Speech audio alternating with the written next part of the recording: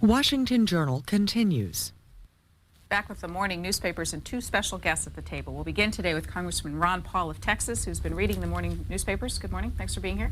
Nice to be with you. What's the first story you'd like to talk about today? Oh, well, I have one here from the Wall Street Journal. They're talking about the Senate being only one vote shy of passing a balanced budget amendment. And this, of course, has implication for the House because nobody's quite sure what's going to happen over at the House. If this wouldn't pass in the Senate, obviously it would have very little interest over in the House.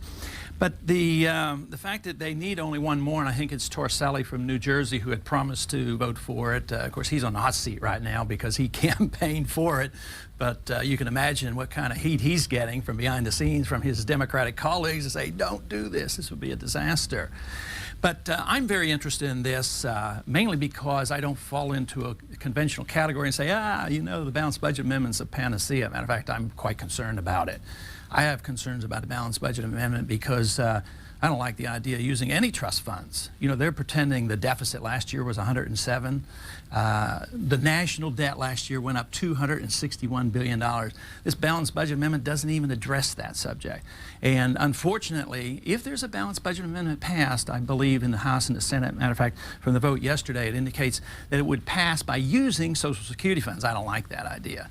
And besides, one other thing that they rarely talk about is that if a balanced budget amendment passes, most likely it will be balanced by raising taxes. So I have a very strong objection to both of those, even though I'm for a balanced budget. But I think we can balance the budget. If everybody looks at my votes during the next year and vote that way, the budget will be balanced. And I think that's the way it ought to be balanced immediately. Even though if we had a good balanced budget amendment that would exclude using trust funds and exclude the possibility of raising taxes, I would support that. Representative Ellen Tauscher, also at the table this morning, by profession an investment banker. So before your articles, I'm going to ask your thoughts on the balanced budget amendment. Well, I'm a Democrat that's a moderate, fiscally conservative Democrat, and I'm a member of the Blue Dogs. And I campaigned on a balanced budget amendment. And I was thrilled to see that my colleague in the Senate, Mary Landrieu, yesterday came out for the balanced budget amendment. I echo what Congressman Paul says. It's very disconcerting to think that we have to fiddle with the Constitution in order to balance the budget. But I have become convinced over a long period of time that it's either something wrong with our personalities or our DNA that we just can't have fiscal discipline restored here unless we put our feet to the fire. I combine my support and original co-sponsorship of the Stenholm-Schaefer balanced budget amendment with my work with the Blue Dogs on the balanced budget. And the Blue Dog budget, which was endorsed by the coalition last year, endorsed by the Washington Post, the New York Times, the Concord Coalition. I agree. This whole idea of camouflaging the deficit with the trust funds is kind of funny money. But my position is a little different from yours, sir. My position is that if I combine the balanced budget amendment with the coalition budget, which calls for no tax increases or decreases, and moderately goes to a balanced budget amendment, but does it in a tiered point of view, keeping Social Security in, our plan, which actually we're going to have a press conference this afternoon and release the Blue Dog budget, calls for us to release those crutches called the trust funds in 2005. And basically where we go to a balanced budget and then we release our ability to need those crutches, and then we move on to balance going forward, and hopefully we can include some tax relief. We'll come back to this issues and hear about other things our guests are reading in a couple of minutes. Let me tell you about how you can participate. The C-SPAN phone numbers will be at the bottom of the screen throughout our hour with these two members of the House of Representatives. We will also put up our email address and our fax line, so if you'd like to send a comment in by any of those methods, you are most welcome to do so. We will ask you if you are calling in and you have gotten through within the past month. Hold off today. Allow 30 days between your successful calls so we can hear from as many people as possible. I want to spend a minute or two with our two guests to learn a little bit more about them. Representative Ellen Tauscher calls herself a Blue Dog Democrat. What's that mean?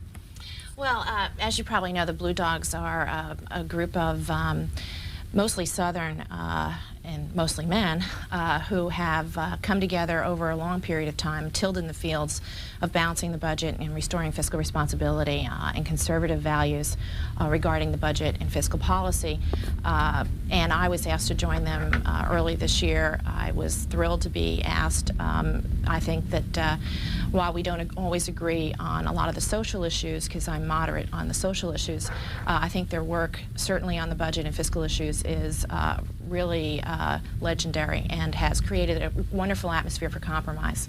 And they actually work with the Tuesday Lunch Bunch, a group of moderate Republicans, to get a lot of work done. And they had a very good vote in the last budget on their budget, and I expect that we'll continue to do that. So I'm also a member of the New Democratic Coalition, which is a much more socially moderate group of Democrats. Your bio says that you are a native of East Newark, New Jersey, yes. a graduate of Seton Hall, which is also in New Jersey. Yes. How did you get from there to Northern California and into Congress? Well, my husband acquired a company in the late 80s in Pleasanton, California, and we moved there, and we started our family there. I started a business there. I got involved in California politics in the late 80s, and I was just very blessed to be able to have good friends like Dianne Feinstein and Nancy Pelosi and George Miller. And I really believe that my district was previously represented by someone that was just too rigidly partisan and too right-wing, and the voters agreed with me. And the district includes cities like Walnut Creek, Dublin, and Antioch, California. Congressman Ron Paul is returning to Congress. Right. After a presidential bid. I'm going to have you tell your story to the audience briefly. Well, I came to the Congress first in '76. I served 4 terms. I left in '84. I returned to my medical practice, which I've been doing now for 12 years. But what you referred to is in 1988, I was the Libertarian Party presidential candidate. Now you're a Republican member of the House. I'm a Republican member of Congress, was a Republican member before, and have returned to the Republican Party. What made you decide to leave the fold or return the fold with the Republican Party? Of course, I get that question asked frequently, and I never think of leaving or coming and going because I pursue one issue, and that is the expansion of individual liberty, the effort to minimize the role of big government. So I do it in different ways. I did it as a Republican congressman at one time, as a Libertarian candidate, as a writer of a newsletter, and as an operator of an educational foundation. But my goal is to enhance individual liberty. Your hometown, Pittsburgh, now living in Surfside, Texas, and you mentioned that you're a medical doctor. How does that come into play in your work in Congress? Well, I think a whole lot, especially if you stay close to medicine and the practice of medicine. And I think if I'd have been here since 1976, the role as a physician wouldn't be very important. I think the fact that I've been back practicing medicine, seeing patients, I practice OBGYN, I think has a lot to do with the way I respond, especially to managed care and a few other things. But it also allows me to be in the district and talking to people. So I think there definitely is an influence. I noticed one thing, that there are more physicians here in Congress than there were when I was here before. Is Congress different than the first time around? In some ways, but that question, of course, is asked quite frequently. How are things different? You're making me feel bad. All my questions have been but they're so important, the question. And my response, of course, they're always looking for answers. Oh, yes, it's dramatically different, dramatically better. But unfortunately, in many ways, it's the same old stuff, you know, same old politicking and partisan bickering and things, and same old deficit financing and how do you raise taxes. Yesterday, today, we'll probably vote on raising taxes $2.7 billion. So in a way, it's the same old stuff, and that to me is a little discouraging. Ms. Tauscher, before calls, let's get an article from you, please. What are you reading? Well, I also picked out Mary Landrieu in the Post, and yesterday's, and to correlate with that, Charlie Stenholm and Chuck Robb's op-ed piece yesterday in the Post on amend and balance the budget. And I thought that the combination of the two were a pretty powerful argument on why, certainly at the least as a negotiating tact, the idea of balancing the budget with an amendment will put the discipline where we want it, and I'm very interested to see what Mr. Torricelli decides to do. If this passes the Congress, it then has to go to the states because it's a constitutional amendment. Based on what you've observed of Congress so far, how will Congress respond in the intervening years between passage and actual ratification? Well, I think that assuming that this does pass the Senate, which is the critical point, and does come to the House, I think we'll have a very vigorous debate about it. And I think that Congress will have a very clear signal as to what the people want, because I think that in the intervening time between the Senate vote and what I expect to be a vigorous House debate, I'm hoping that the American people come into the Congress with their representatives and really weigh in and say how they feel about it. Martinsville, Virginia, first caller of this segment. Welcome. Good morning. I'm reading an AP story in the Roanoke Times about Clinton urging sleepovers. But into the article on the second page, it talks about Evelyn Lieberman warning staff members that they may have to cut back on their briefings in the Oval Office to give Clinton more time to attend more coffees, and that political fundraising is critical during this period. And what I'm saying is that I believe the Clinton White House has just got one scandal after another, and this really concerns me. Thank you very much. Ms. Telschow, as a Democrat, let me ask you, the paper's, of course, full of the story from the documents released by the White House yesterday. What's your reaction to this? Well, you know, I think it's very troubling.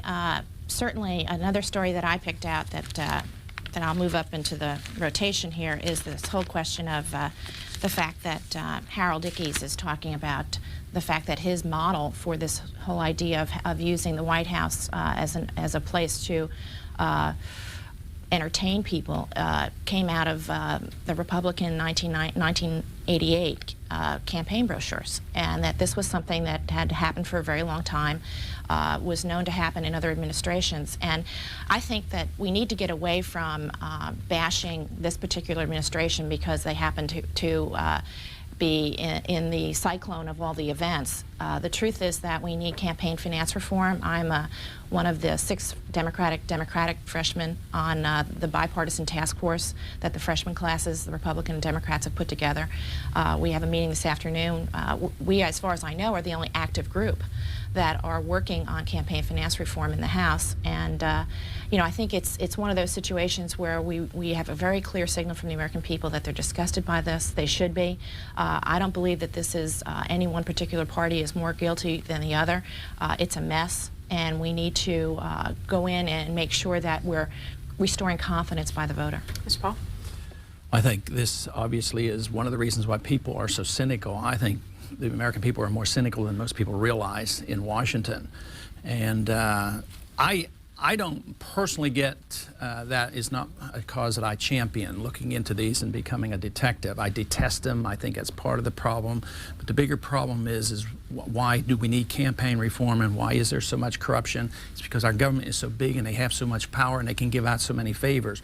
All the reforms in the world won't do any good until we reduce the ability and the power and the authority of government to be so much involved in our economic and our political lives. And now we're so involved around the world, you know, we're selling our foreign policy, you know, literally. So the problem isn't, well, it is a problem, the fact that they do this, but telling people they can't talk to the president or who he puts into the Lincoln room, that won't solve it. The problem is, why are we so involved? You know, why do we have the ability to influence the world and everybody's individual economic and personal lives? That's where the problem is. Odessa, Texas, good morning. Yes, I'm also on campaign reform. I'm not in favor of a special prosecutor for campaign reform. The president has let his records out. Why don't the Republicans do the same thing? Why don't those people that are investigating in Congress let their records out first? Why doesn't Senator Lott and the Speaker, they're both millionaires from campaign contributions. You know, Senator Monahan is another one that has been on a forever in there, gets all kind of campaign contributions. He's always against the president on it. And when I'm on Social Security, well, you were talking about Social Security a little while ago, I get $4,777 a year. Okay, Senator Dole is going to get $110,000. The speaker that got beat the last election was getting $110,000. They get $200,000 for 5 years. Senator Dole gets $104,000 a year for disability. I was in the service. My 2 brothers were in the service. My cousin came in a coffin from Europe. And, you know, this campaign reform is going to happen just like Whitewater. It'll never be no end to it. Thank you, sir, from Odessa, Texas. First comments were about the call for an outside special counsel. Here's Adam Clymer's story in this morning's New York Times. Lott joins call for an outside investigation. He has some support from the editorial page of the Los Angeles Times. Put a special prosecutor on campaign fundraising. What do you think of the idea? Well, I'm concerned that we have, the special prosecutor du jour. I think that, frankly, we need to be sure that that we have a timeline for these investigations, that we have open-aired situation, that we have the ability to look at the issue, not a particular party. I think that there are egregious abuses on both sides. It's clear that there have been for quite a long time. What we really need, I think, is a more common sense approach, a moving forward attitude. I'm concerned about the fact that Senator Thompson, who has been asking for a pile of money to run his investigation, is now being pilloried by his own party because he's also asking for Republican campaign information. So I think we need to have a better sense for the fact that we agree that the system is unappetizing and not appropriate, not a particular group of people, and that we're going to fix the system, not go after a particular partisan issue. You spoke about this already. Any more to add on it? I think the special prosecutors seem to be coming out our ears, and certainly we need some of them. I think crimes that were committed prior to somebody being in office should be handled by the state in which the crime was committed and not by special prosecutors up here.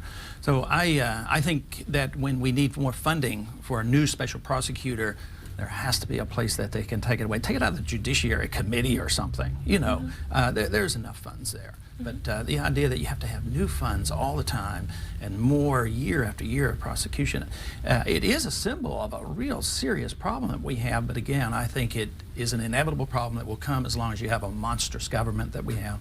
The caller's second comments, if I can summarize them, were about the difference in the benefits he gets as an ordinary citizen, as a veteran, compared to what members of Congress might get. I think that's a very good point because I think the pension system up here is an outrage, and I personally have rejected the pension fund because I think it's immoral.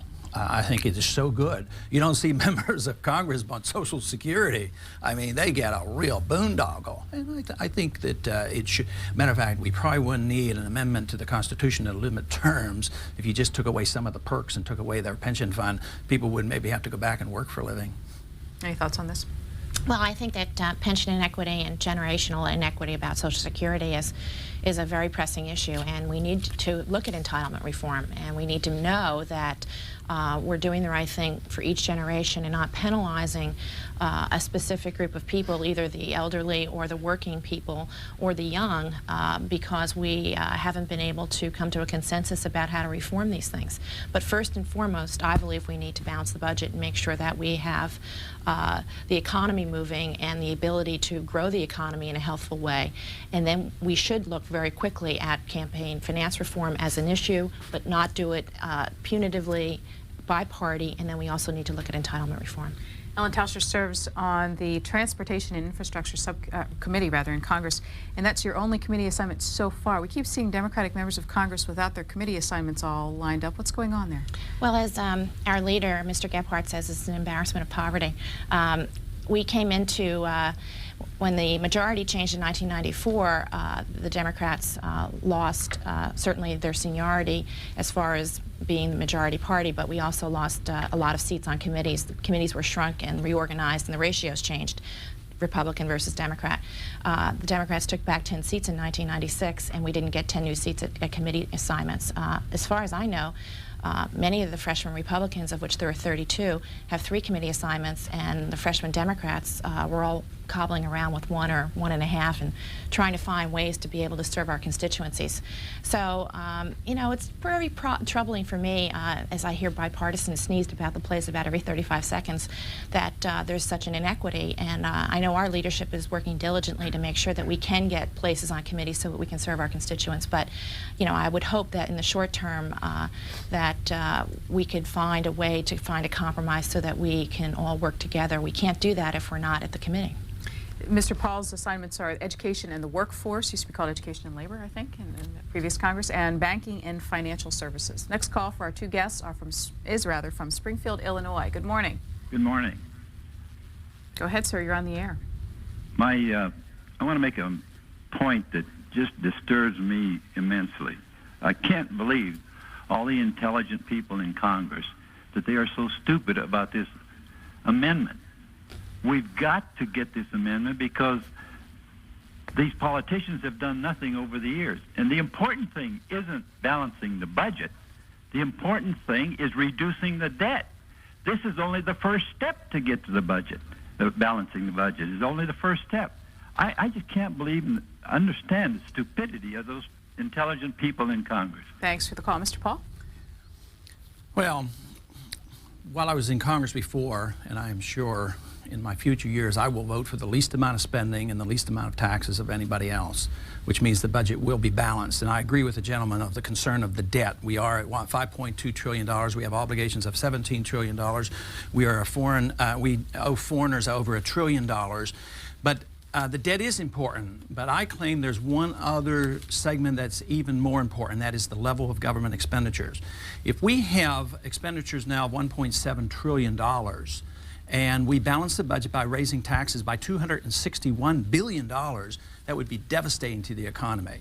Now, if we have an unbalanced budget at $1 trillion, that means the government is much less involved in our lives. The government now is involved in our lives, and they extract more than half of our income when you add up all our taxes. That's the problem of level of government expenditure. But a compounding debt with interest payments now taking over $300 billion a year, the gentleman's right, and quite frankly, the compounding is going to continue, and we in the Congress ought to wake up, and the people of this country ought to wake up and realize that a financial crisis is looming. Representative Tauscher. Well, I'm not sure that there's a financial crisis looming. All the leading indicators, if you look at today's USA Today, if you look at all the leading indicators, retail sales are up, housing starts, all the consumer price index information is working. The market, continues to reach peaks in every other day. But I think the caller is absolutely right, and I hope that he calls his member of Congress to tell them about the balanced budget amendment and his feelings on it. It's clear to me that we have to have fiscal discipline restored, and we have to have a mechanism for people to understand that the firewall between just running out and printing new money has been stopped here, and that there's a real punitive issue about it, and that is at the voter's box every 2 years. Indiana, Pennsylvania, welcome to our program. I was reading in the Pittsburgh Post-Gazette on page A13. The headline is Cost Overrun Estimates on F-22 Run as High as $15 billion. With all this talk of balancing the budget and an amendment to the Constitution to make it mandatory, I want to know why when these companies agree to build an airplane for us, why there is such a cost overrun. It absolutely baffles me. If we had a roof put on our house and the original estimate was $5,000, and suddenly they showed up and said, well, we can't do this, it's going to cost us more, it's going to be $10,000, we would be irate. Thanks for the call. Northern California, an area with a lot of defense contractors. So what would you say to that caller? Well, I think he's absolutely right. In the normal world, in business, you have a contract and you deliver on time and at that price. The better situation is you deliver early and lower price. You don't call up and say it's going to be late and it's going to cost 3x what I told you it was going to cost. It's clear that we need some reform in this contracting situation. It's clear that we need to put people's feet to the fire and demand that they have accountability, and that we have an ongoing way to assess how these contracts are going. If there's going to be any glitches, we need to know about it way before, gee, by the way, it's late and it's going to cost 3 times what we think it is. Boy, if I was on either the National Security Committee or the Science Committee, I'd sure press for that. Well, the big question is why are we building F-22s? You know, I mean, who are we going to use these against? This is just part of this corporate welfare business. But it's the Congress's fault. We're voting for things we shouldn't be voting for, and then we don't have oversight. Why should the Congress permit a contract that's allowed a bill for overruns? I think it's outrageous. But I think the bigger problem is why do we have this huge defense budget, military budget that does nothing for defense? Some of these planes will be sold overseas through the Export-Import Bank. So I think that's the bigger question. But the cost overruns, very serious problem. Members of Congress are responsible. It's up to us to get enough people here that would demand a contract where they couldn't do this to us. Ellen Telscher, the Associated Press, Alan Frame, has a story about the Blue Dogs today, and it's printed in the Philadelphia Inquirer with the headline, "Plan to cut a gauge of inflation completed. House Blue Dogs want to reduce the CPI by 0.8 percentage points, 5-year savings, $103 billion. Can you tell us more? Well, I think you'll hear more today at the press conference, and I don't want to jump the gun, but... well, the newspaper has it already, yeah. so you can tell us some more. Somebody's talked about it. In the last budget, last year, FY97, the Blue Dog budget was submitted. It was... they recommended a 0.5%. And what's happened, obviously, is the empirical data has come in. The Boskin report has come in saying that the CPI is overstated by a minimum of 0.5 to a maximum of 1.1. Alan Greenspan has come in and said it could be as high as 1.5. The truth of the matter is that for a very long time, we have applied the CPI, which is the Consumer Price Index, in an inappropriate way. We've used it to do cost of living increases, and what we really need is for the Bureau of Labor Statistics to come out with a COLI, a COLI, that would help us to do that. But we believe in the Blue Dogs that this is something that really provides us with the ability to balance the budget and to protect Social Security for about 52 years. Senator Lott is calling for, in this article mentions it, a 4-member commission to look at the CPI. What do you think of the commission idea? Well, you know, I certainly think we've asked for that too, and actually the Boskin Commission asked for that. This is essentially the opportunity for the Bureau of Labor Statistics to gather all the empirical data and to be able to build a COLI of cost of living index that could be applied for COLAs. And, you know, I think it's important that we move ahead on this. You have a position on the CPI? As a matter of fact, I clip one of the articles here. Morton Kondracki has written in, what is that, Roll Call there? And he's talking about the CPI as well. And I find that very interesting that they're going to recalculate the CPI. I find it a little offensive that we need a commission. That means the die has been cast, that they're going to now put the blame on the commission, and the members of Congress aren't willing to assume the responsibility for doing what they have to do. It is true, this would cut some budget. But it's a backdoor, sneaky way of cutting spending. Why don't they just vote to cut the spending if they think they need to? Why pretend there's less inflation? People I talk to don't believe there's less inflation. They think there's a lot more inflation. Matter of fact, the one thing that has gone up 4 times faster than the CPI has been the cost of government. But do they put the cost of government in the CPI? No. People in the low middle income and middle and poor class have an inflation rate much higher because they have a tougher time living. This whole concept of measuring the depreciation of money through some idea of CPI or some new COLA, that's not going to work. But the real hooker here is the tax increase, because they're going to get rid of indexing. This means big tax increases, and in a sneaky way to nibble away at those individuals that are getting Social Security and other benefits from the government. Although I favor some of that, I don't favor a sneaky backdoor way of doing this, and that's what they're doing. This is a deceitful way to attack the problem of too much spending and too high taxes. This means higher taxes. Well, you know, I think that Congressman Paul is overstating the issue, and in many ways he's misapplying a series of facts, very much like the CPI is misapplied to adjust COLAs. The truth of the matter is that we have known for a very long time, at least 15 years, that the CPI has been misapplied and miscalculated. Should the Bureau of Labor Statistics done something a long time ago? Yeah, they should have. Do we need a commission? Not necessarily. We have a lot of empirical data. as far as it being a sneaky way to adjust things, I think that what it really does is it restates what we know is true. And it provides us with the kind of budget incentives and the kind of good feeling that, gee, we can adjust this and look how far we've gone. We protect Social Security for 52 years. It gives us the opportunity to take that out from under this debate about the balanced budget amendment, because that certainly has gotten me to a place where I can vote for a balanced budget amendment without having Social Security removed. And I think what it does is it restores the fiscal confidence that people expect that we should have. San Francisco, good morning. Yes, I'd like to say the Congress did a wonderful job of stealing the private benefits of health care and retirement through deliberate wage depression by providing subsidies for foreign investment and mergers. Now they're after the government benefit packages of Social Security and Medicare through the backdoor process of the balanced budget amendment. We stand to lose a great deal. And finally, a Democratic government is not too big by even one vote. Thank you. Any response?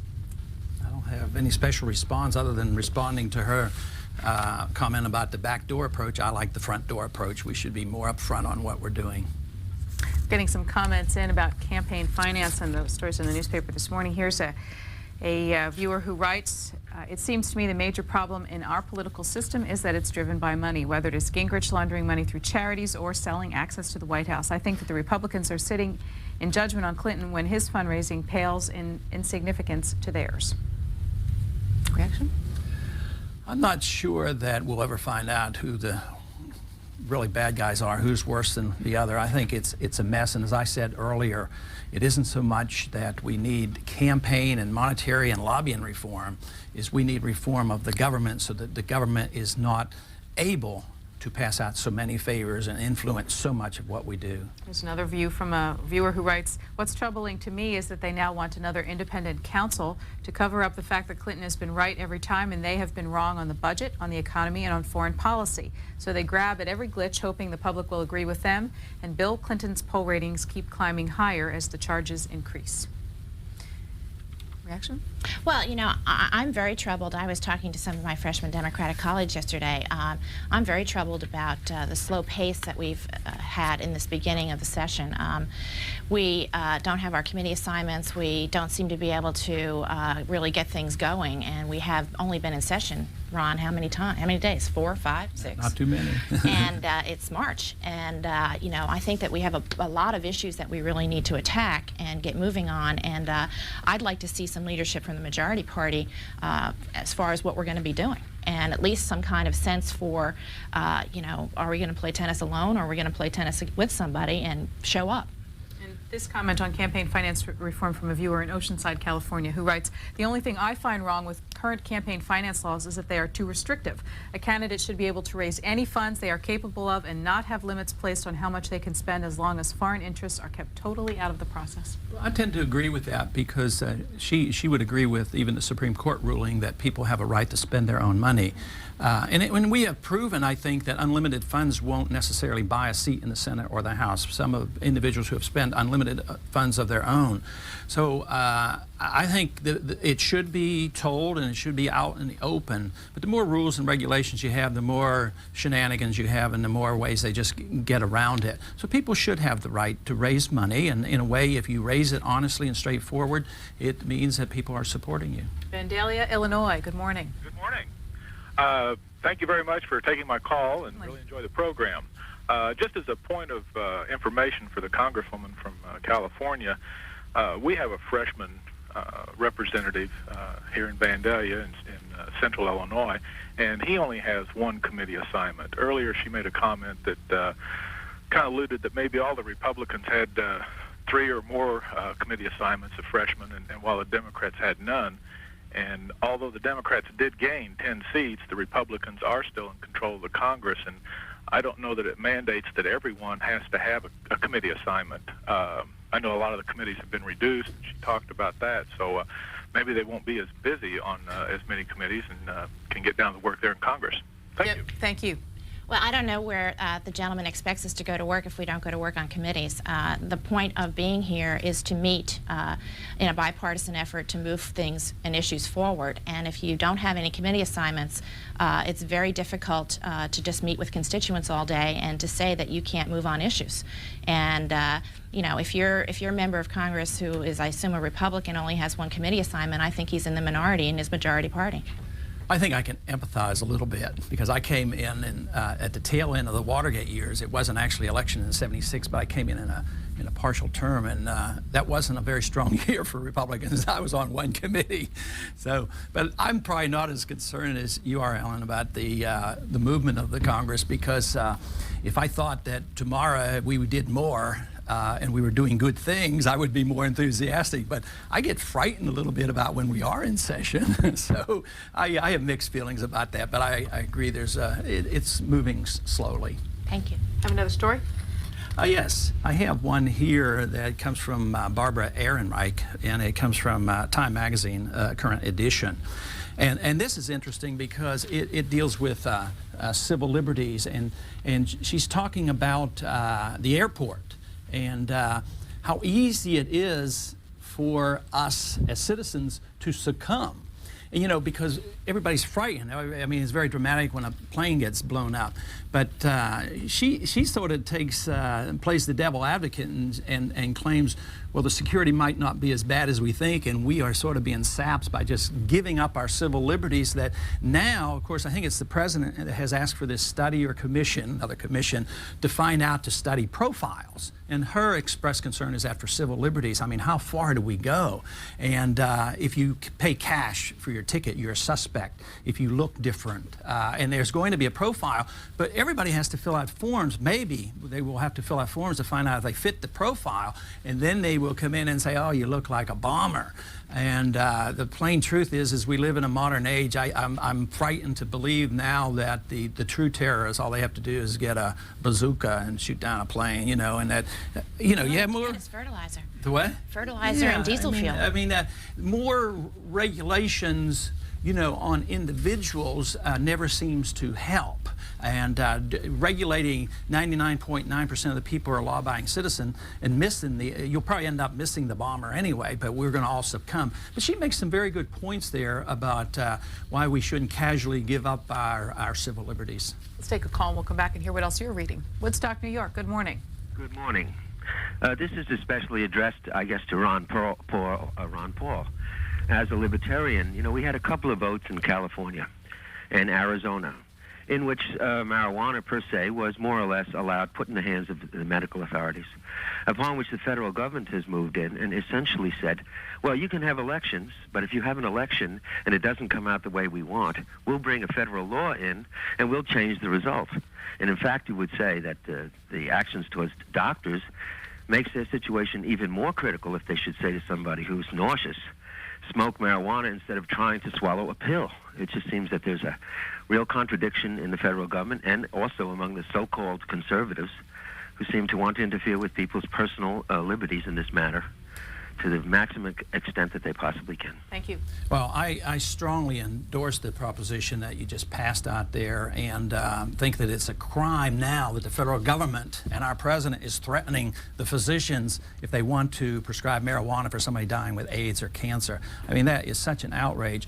I guess what most Americans don't realize is that this is just a modern phenomenon. Most of our history, marijuana was legal, and it was our great interventionist President FDR that in 1934 said, oh, we got to give a job to those individuals that were enforcing prohibition. Now they're out of work, so we're going to work on drugs and guns. So they decide that marijuana ought to be illegal. So it's rather recent. It's a disaster. It's easier, and it's easier now for a kid to buy marijuana than it is to buy beer. So the laws are absolutely worthless. So this token little effort of saying a physician could prescribe this and give it to somebody that's sick, and then some federal bureaucrat up here is marching out there to imprison people. I think, though, this was a major issue for me in my campaign because I've been identified with libertarian ideas. But I think the people are way ahead of this Congress, way ahead of the president, and the people of California and the people of Arizona have spoken, and now even the medical magazines are coming out. New England Journal of Medicine finally catching up. We had a vote, very interesting history. We had a vote, I think it was in 1978, to allow marijuana to be used for a drug. And there were 65 of us that voted for it, and they said, "Oh, that's a terrible political vote." And it was, you know, it was a dangerous vote. It was introduced by Newt Gingrich. I'd like to know what your position is on that. I supported California's, I think it was Prop 215, to legalize marijuana for medical use. You know, I think we're crosswise at each other. Certainly there's every reason to be worried about young children and teenagers being opportunistically able to buy drugs, including marijuana. But you know, at the same time, when we're urging HMOs to get rid of their gag orders and making sure that people have the ability to talk one-to-one with their doctor and get good information, we can't be subverting that by saying, well, you know, this whole idea of having medical marijuana use to alleviate chemotherapy symptoms and things like that is wrong. So I do think that it is a political third rail. People are very hard pressed to talk about the drug policies in this country and their success or lack of success. But that kind of leads me into this panel about women using mammograms and their ability to use mammograms. I put that article too. I thought you might. I thought I would jump ahead of you on that. And it's in the Washington Post. Susan Oki wrote it. And I'm 45, and I was one of the founding members in San Francisco of the Breast Cancer Fund. And you know, I've known many women, including women I worked with on Wall Street that are my age and a little older and a little younger, that 1 in 9 women get breast cancer. And this whole idea of mammograms and then beyond that, who can get them, because there's very difficult times for minority women to get access to them. And then the most recent report that came out that totally confused everyone, that said, don't bother, you don't need to do it until you're in your 50s, it has been very disconcerting for people like me in my 40s. So this new report talks about what I think is the most important thing, having people get good information, having people be in charge of their own medical lives, their own consumer lives, and to be able to assess their risk and get good information to do that. And certainly if you've got a family history of breast cancer or other issues like that, or if you've had an incident in your own life, you should know that you should have a much more vigorous regimen than perhaps someone that's had no incidents of it or has no other kinds of symptoms or no family history. But we're going to need to get to a place where we have a better policy, well-articulated policy on this. I want to comment. I have a caller that's been waiting, but if you could. Yes, but I think the worst place to get information is from Washington and from Congress. So I think if we had more private care and more medical savings account, more doctor-patient relationship, we're in the age of rationing care, and that's what it is. This is a money problem. Government's passing out the money. We're rationing mammograms. We're rationing everything. We're going to see a lot more problems like this. There is a way to solve this problem, but it's not coming to Washington. Mountain Home, Arkansas. Good morning. Good morning. Thank you for C-SPAN. We enjoy you very much. Thank you, sir. I'm getting pretty sick of the people on the Democratic side of saying, you know, those Republicans do it as bad as the Democrats. You know, the answer is not when you get caught with something that everybody else does it, so it's all right for me to do it. So let's investigate the president now and find out for sure if he sold us out to China and all these places. And these people that call in and say that his popularity is going up because if it's going up because of this, then we really are in trouble. So I'm just getting tired of these people. Why don't they come on and say that the president has done some shady things and we need to investigate it? But saying that everybody else does it, name some. I'd like to hear that lady name some Republican that has done this or been accused of bringing people into the White House, gun dealers and drug dealers and Chinamen. And I'd just like to hear her name a few of them. Tell me, just don't blanket everybody, but just tell me some that she's got. Thank you. Well, sir, that's the point of an investigation, and I think that what you have to realize is that people have focused in on the president, but people have been coming in and out of the White House, socialites, people from Hollywood in the Bush administration and the Reagan administration, certainly for many years. And we don't know exactly what happened, but let me make it very clear. This is wrong. It is illegal to take foreign contributions. It has been for a very, very long time. So anyone that's done that is wrong. But to say that the president, on a bunch of supposition, or even by his own remarks, is more guilty than other people when we have evidence that this plan was taken from the Republicans in their 1988 documents is I think naive to think that this was something invented most recently by the Democrats. The truth is that there's been a mess for a long time, and we need to apply ourselves to make sure that the American people have better confidence in this. Our earlier conversation about the balanced budget amendment has sponsored a number of faxes and emails. Here's a couple. This from New York City. Is not the balanced budget amendment merely another form of the standard rule? Number one, rant and rave about the need to cut spending. Two, postpone to another time actual major spending reductions, i.e. Americans will borrow so long as others will lend. I think it's absolutely right, because I don't think that anybody can comprehend the budget on Capitol Hill, because they're not dealing with expenditures. They're dealing with the borrowing from trust funds. Like I pointed out earlier, they call the deficit $107 billion, where the national debt last year went up $261 billion. There's absolutely no concern or debate on that issue, except for a segment of $65 billion that they take out of Social Security.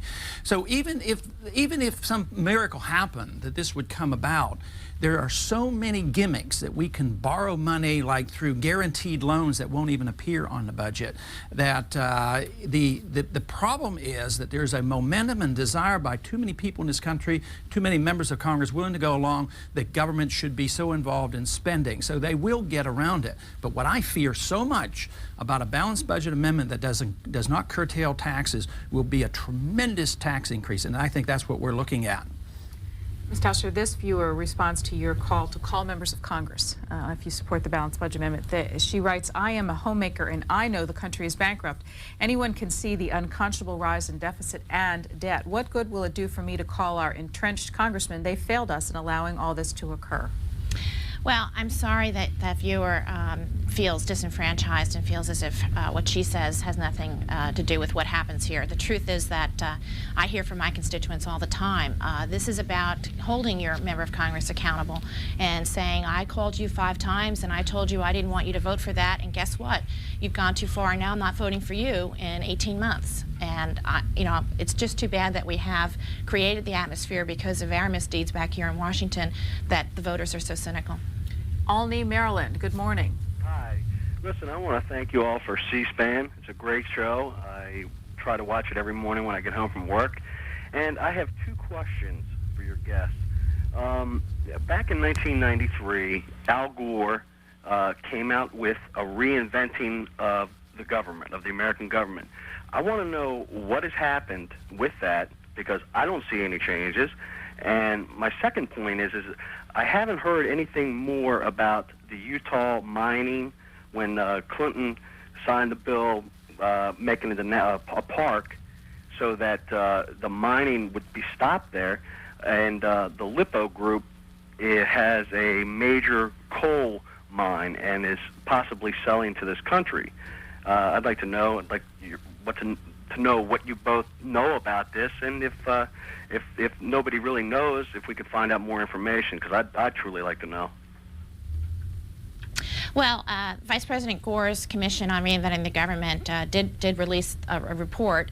They did downsize a bunch of different departments and had a very big number of savings. They also had a press conference where they had 47 pounds of paper, where they had gone through a bunch of the regulations and used common sense language and tried to make sure that we weren't repeating ourselves 7 times in the same document, and make it in plain English so people could understand it. So I think that move has been applauded by small business groups and other groups that have to deal with these regulations, but clearly we have not gone far enough. I appreciate Congressman Paul's position. I don't go as far as he does. I think that certainly the era of big government is over, but we still have very many big challenges in this country, and I think the federal government is a place to help solve some of those. Utah mines, public lands? Well, I think that sounds very suspicious. That probably deserves some investigation. I mean, closing down the mines there, and then all of a sudden there were some donations. Where was it? Indonesia, and then all of a sudden the coal will be coming in from Indonesia. So that's very, very suspicious. But you know, as far as reinventing government goes, in a way, I don't think a whole lot has happened. And I guess I feel fortunate that Al Gore didn't get to reinvent government. I'm afraid it would go in the wrong direction. But you know, we've been having commissions like that since the Hoover Commission. So it's not a commission or a technical rearrangement that we need. We need to think about the role and the philosophy of government, whether or not we want to manage a welfare state that we can't afford, and that's what we're trying to do. We're out of funds. We're facing a bankruptcy, and that's why the frustration is here. And all this technical rearrangement with line item vetoes and balanced budget amendments, that and revenue scoring and all this kind of stuff, that will not address the subject of a bankrupt country that no longer can afford its welfare system. Elyria, Ohio. Good morning. Good morning. How are you this morning, C-SPAN? It's great to see you sitting up there with your smiling face in front of the Capitol. 3 points real quick. Number one, for the lady from California, I would hope when these investigations open that we would be sure that we'll also investigate people like the sugar farmer from Cuba who donated big bucks to Bob Dole's campaign and then was put on his campaign staff. Number two, I just came home from a 9-day stay in the hospital for the gentleman from Texas. It cost me almost $10,000. And I want to know how common, everyday people can afford something like this if we don't do something to help them out. We're looking at some of the legislation that was passed last year. Everything's being dumped back on the states, but what we fail to realize is the states just drop the ball and dump it back on the local official, and they're stuck. This is not the way to solve the problem either. We're just getting deeper into quagmire. I thank you for C-SPAN. I'll hang up and listen. Thanks for the call. Hope you're feeling better after your hospital stay. Well, we, the federal government, now pay for 65% of all medical care. And that's the problem. As soon as you pump more money into anything, it doesn't create more and better care. It causes prices to go up. And once prices go up, the next response is to ration and to have price controls. So we're in the midst of rationing and having price controls. That's why we're micromanaging medical care. So if he wants better prices, you have to have the market response. The only way you can get the market response in medicine is to allow individuals to have some control over their expenditures. The only way that we can achieve that currently under today's circumstances is work toward the medical savings account, where an individual like this could take $3,000 off his taxes, put it into an account, and he could spend it on making his own decisions, and then he would not be as careless and casual of running up a $10,000 bill, because believe me, there would be some negotiation, the prices would come. But we need some market mechanism involved in the cost. Everything else is run by the market, but all of a sudden we have literally not socialized, but almost fascistized this. I mean, we have a fascist system where we have big corporate giants grabbing big hunks of money from the federal government, and costs are going too high. So now we have to come out with strict regulations, rationing, and price controls. Well, I hope the gentleman is feeling better, and I really empathize with his position. I don't agree that medical savings accounts are a situation. We can't get the American public to save money under normal circumstances. No one believes they're going to get ill. No one believes that they're going to need catastrophic care. So I think that what we need to do while this shakeout is happening, while we move to a managed care model, which I believe is appropriate because it will help us control costs, we have to still focus on what the American people want. They want a medical system that provides access, care that has quality to it, and they want affordability.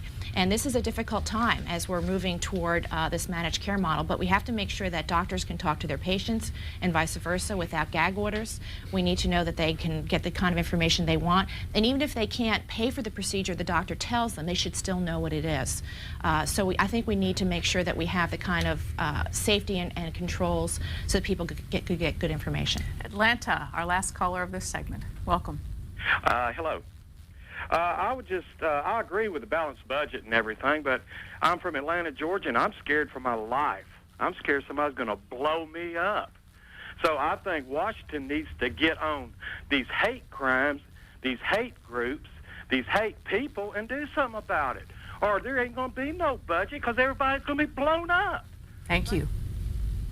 Well, I think you're right. I was visiting my sister in Atlanta this weekend, and we were about a half a mile from the club that was blown up. So I certainly understand how you feel. And getting back to what Ron was talking about earlier about the airlines and Barbara Ehrenreich's article, you know, when we had the TWA plane explosion this summer in San Francisco, there was a poll done in about 2 hours of 100 travelers, and everyone, 100 of them, said that they would wait in longer lines, they would pay more money to know that when they got on that plane that they had the comfort and safety that they believe that they should have.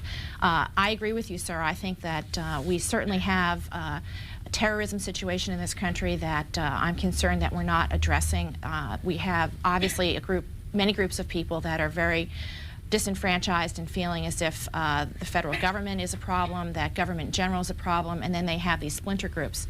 We're coming up on the anniversary of Waco and unfortunately the anniversary of the Oklahoma City bombing, and these are signals to some of these folks to move ahead and to remind us that they can do this to us. As civil liberties, I worry about civil liberty protection as much as anyone else does, but I do think that we have to concentrate in this country on ourselves and each other. We have to be more civil, we have to be create more community opportunities, and we can't be fighting against each other if we expect to be able to compete in the world. My concern, though, is that there's such a eagerness to sacrifice civil liberties and nothing be achieved. This is so often the case. For instance, invite in the BATF and the FBI. I fear, and there's a lot of people in this country who fear that they may be bombed by the federal government at another Waco. I mean, these people committed no crimes. A lot of people fear this. So yes, there are a lot of concern. But 10% of our police force now come from Washington. They're federal. There's nothing in the Constitution that authorizes, if anybody, we all take an oath to the office to uphold the Constitution. There are three federal crimes listed in the Constitution. All these police agents running around and not achieving anything, the FBI being involved in cases very suspicious, the CIA in drug dealing, which I believe is a very likely possibility. So we don't need more police force up here. If you want effective police force, he needs to do something down in Atlanta. I mean, the effectiveness of our police force, whether it's the FBI or the BATF, I mean, I think they're a threat too. So we should be very, very cautious on how casually we sacrifice our personal liberties. What do you say to those 100 air travelers in the survey that wanted more safety? I would try, I mean, you're going to have to reason with them because you're going to have to explain to them, what if it's proven that the plane, the TWA plane went down with a missile? What good was sacrificing their liberties? What if they took 5 hours? I mean, are they going to give up 45 minutes? But what if they say you have to stay in line for 5 hours? Oh, no, I'm not going to do that. Well, some people might be more agitated and they get restless at 30 minutes. So, you know, that whole notion that more time in a line and more sacrifice of our freedoms and turning over our personal financial information to find out if we're permitted to fly on an airplane and that we're a suspect if we pay for our airplane by cash? I mean, what's this country doing? We'll give you the last word. Well, you know, I think clearly there has been technology available for at least 3 or 4 years, and that's been tested in airports that really enable us to look at thermonuclear and other plastic and other types of bomb-making materials that conventional airline security couldn't find if they were shown it. So I think that the American people deserve the best, and I think that they deserve to know that we have, as a government, provided them with the best under a balanced budget. But, you know, I think that what we have here is a great unsettling of people. People feel very at risk. They feel at risk in their own communities as they do as much at work and as their children go to school. And I think that we have a role as the federal government to do the best we can to provide them with more security, not obviating civil liberties, but do it in a way that provides people with better peace of mind. Ellen Tauscher represents California's 10th District, Antioch, Walnut Creek, and Dublin, California. Ron Paul represents Texas' 14th District, some of the cities there, Victoria, San Marcos, and West Columbia. Thanks to both of you for being in this morning. Hope you'll come back. Thank you. And thanks to you for watching. We'll be back in a couple of minutes.